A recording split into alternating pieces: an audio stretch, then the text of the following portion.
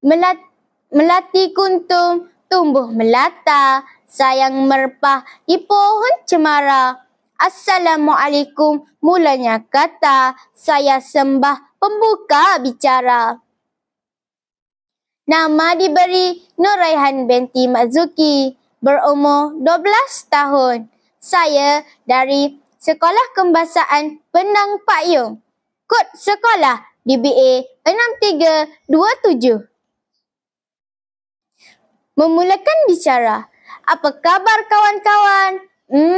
Alhamdulillah, semuanya sihat. Saya memilih buku yang bertajuk Selidik Bintang di Langit dari siri Penggembaraan Sains untuk dikongsi bersama-sama.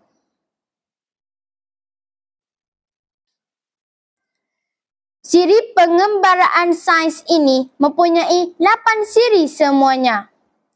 Buku ini ditulis oleh F. Ghazali, mempunyai 32 halaman bercetak. Ilustrasi buku ini berwarna-warni dan amat menarik. Buku ini diterbitkan oleh Pustaka Zamrud. Di dalam buku ini, kita diperkenalkan dengan Hana, seorang gadis berusia 10 tahun yang amat meminati dunia sains. Hana tidak kesorangan. Adiknya berusia 8 tahun juga mempunyai minat yang sama. Dalam menereka dunia sains ini, Hana cukup bertuah kerana ibu bapanya menjadi tulang belakangnya.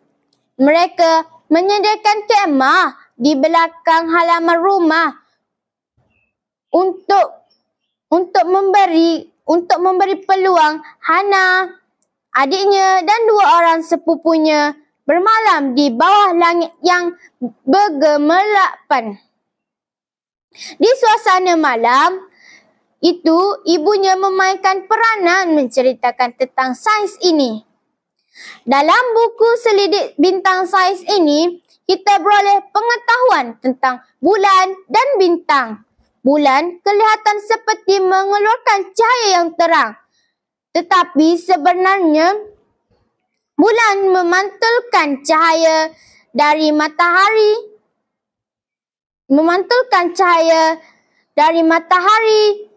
Dan cahaya itulah kelihatan dari bumi ini. Dari buku ini juga kita didedahkan tentang tahik bintang atau meteor. Tahik bintang ialah batu atau serpihan kecil yang terbakar ketika memasuki atmosfera.